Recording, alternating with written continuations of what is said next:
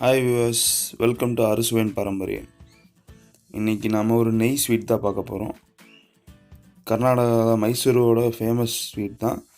அதில் நம்ம பூஸ்ட்டை மிக்ஸ் பண்ணி பூஸ்ட் மைசூர் பாக்கு எப்படி பண்ணுறதுன்னு பார்க்க போகிறோம். அப்படி சாஃப்டாக க்ரீமியாக மைசூர் பாக்கு எப்படி பண்ணுறதுன்னு பார்க்க போகிறோம். அதுக்கு நான் அடுப்பில் ஒரு கடாயை வச்சுட்டு அதில் 2 ஸ்பூன் நெய் விட்டுக்கிறேன். உருக்குன நெய் தான்.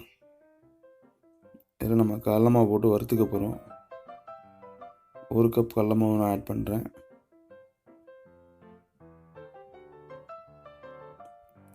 நல்லா பச்சை வாசனை போகிற வரைக்கும் நல்லா வறுத்துக்கலாம்.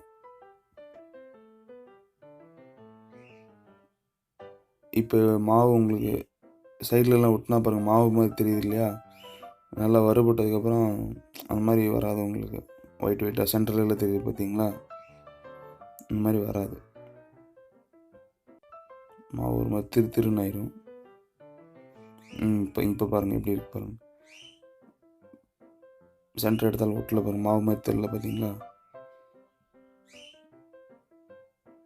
வறுபட்டுருச்சு. இதை நம்ம இப்போ ஜலிச்சு எடுத்துக்க போகிறோம். கட்டி இல்லாமல் நல்லா சலிச்சு எடுத்துக்கலாம்.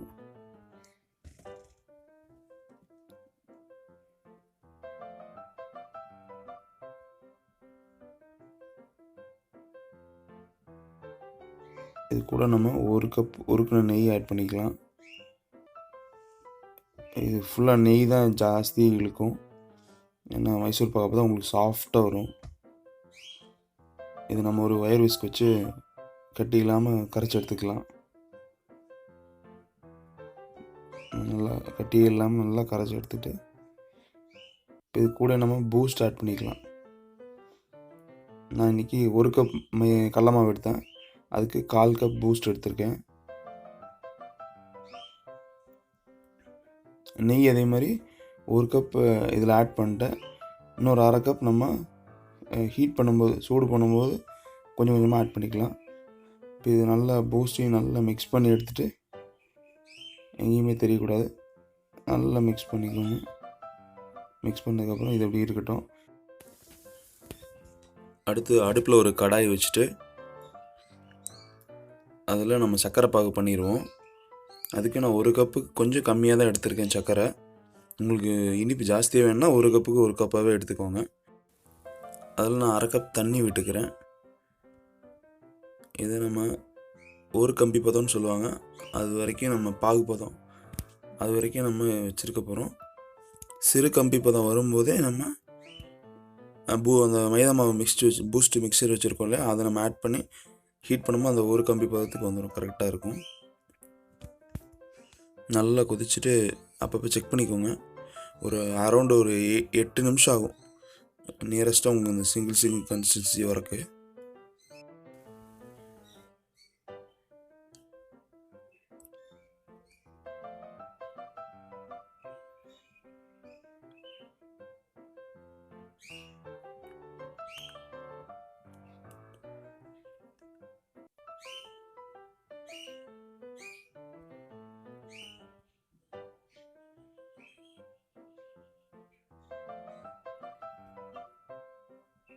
இப்போ ஒரு 7 நிமிஷம் போல் ஆகிருக்கு. இப்போ நம்ம செக் பண்ணி பார்ப்போம்.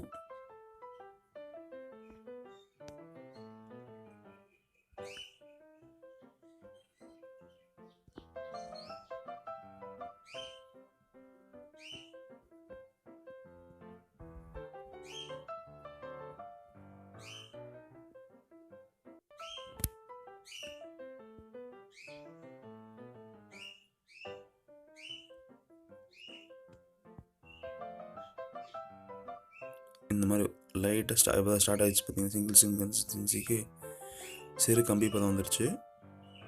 இப்போ இதோட நம்ம அந்த பூஸ்ட்டு மிக்சர் பேட்டர் ஆட் பண்ணி வச்சோம் இல்லையா, அதை அதில் ஊற்றிக்கலாம். ஊற்றிட்டு நல்லா கட்டி இல்லாமல் கிண்டிடுங்க. நெய் சேர்த்துருக்கோம், நம்ம அவ்வளோ சீக்கிரத்தில் கட்டி வராது, இருந்தாலும் நம்ம கிண்டிகிட்டே இருங்க. ஏன்னா நெய் சுகர் எல்லாம் சேரும்போது உங்களுக்கு அந்த இது கிறிஸ்டல் ஃபார்மேஷன் சீக்கிரம் வந்துடும். அதனால் கேர்ஃபுல்லாகவும் கிண்டுங்க. நெய் கொஞ்சம் கொஞ்சமாக நம்ம ஆட் பண்ணிக்கிறோம். ஆட் பண்ணி நல்லா அப்படி பாத்திரத்தை விட்டுட்டு ஒட்டாமல் வரும். அதான் உங்களுக்கு கரெக்டான பதம்.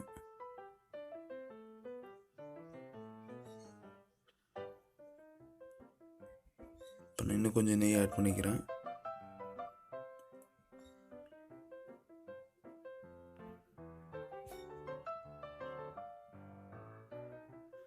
இப்போ மீதி இருக்க நெய்யை ஆட் பண்ணிடுறேன்.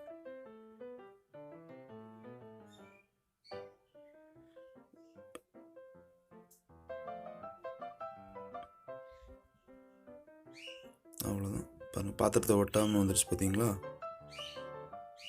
இதுதான் கரெக்டான ஸ்டேஜ்.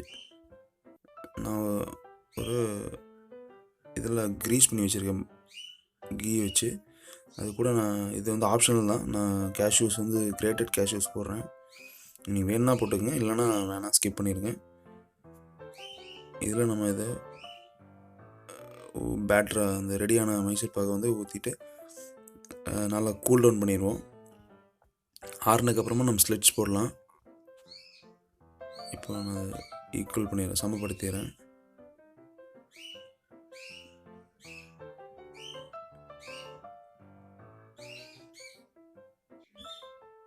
இதை நம்ம ஆற விட்டுருவோம். ஆற விட்டுட்டு அப்புறம் நம்ம ஸ்லிட் போடலாம். இந்த சுகருங்கிறதுனால ஆறுற கொஞ்சம் டைம் எடுக்கும். இப்போ இது ஆறிடுச்சு. நம்ம ஃபஸ்ட்டு சைட்ஸ் எல்லாத்தையும் இது பண்ணிவிட்டு அப்படியே ஃப்ளிப் பண்ணிடலாம்.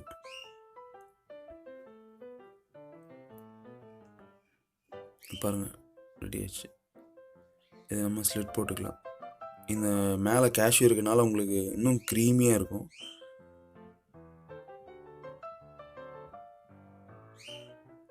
அவ்வளோதான், பூஸ்ட் மைசூர் பாக் ரெடி. வாங்க எப்படி இருக்குன்னு பார்க்கலாம்.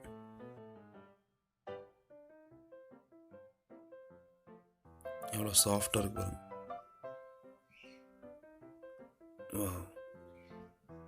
தேங்க்யூ யூஸ், தேங்க்ஸ் ஃபார் வாட்சிங்.